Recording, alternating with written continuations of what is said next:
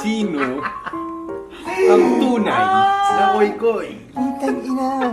Ang kulit yung pagkaapak ng pantanan niya. Galing eh. Picture niya recently yung sa Lil Mama Luz.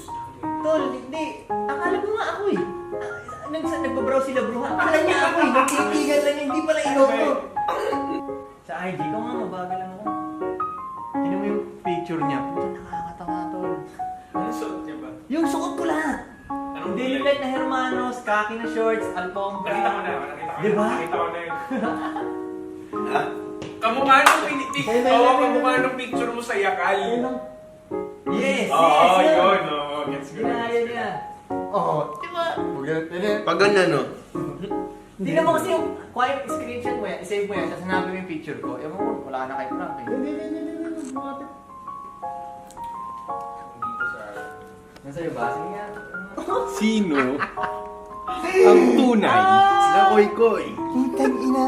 Ang kulit yung pagkaapak ng pantanan niya. Galing eh, no? Sino kumuha sa akin? Yung kasi sabi namin